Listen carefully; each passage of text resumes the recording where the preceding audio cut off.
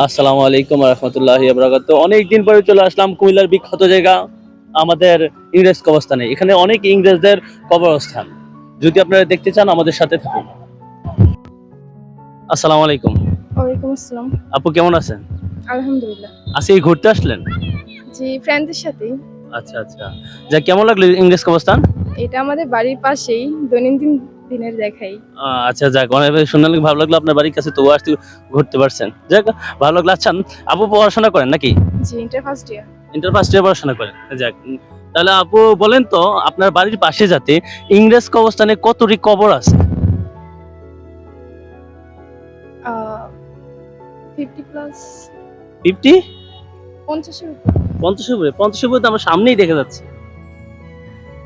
আমি এটা কখনো কাউন্ট করি নাই। সো আপনার বাড়ির পাশে কখনো কাউন্ট হয় নাই। আচ্ছা যাক, সমস্যা নেই। আচ্ছা এক কথায় জবাব দিতে হবে, ঠিক আছে?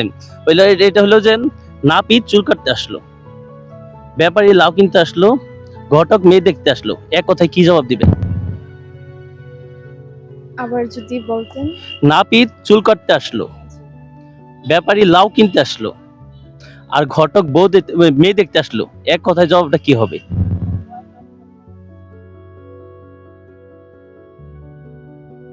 উপস্থিত ব্রেন কিছু বলতে পারতেছে না।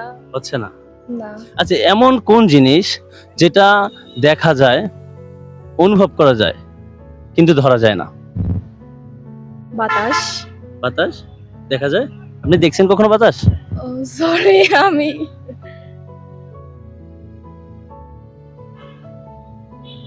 কোন জিনিস দেখা যায় না, অনুভব করা যায়। অনুভব করা যায়, দেখা যায়, অনুভব করা যায় কিন্তু ধরা যায় না। সৌন্দর্য।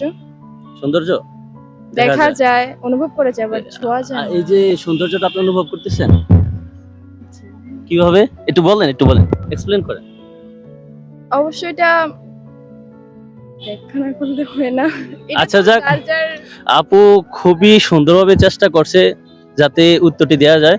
যদি আপনারা কেউ পারেন অবশ্যই আমাদের চ্যানেলে কমেন্টে জানিয়ে দিবেন। থ্যাংক ইউ আপু, থ্যাংক ইউ ভেরি মাচ।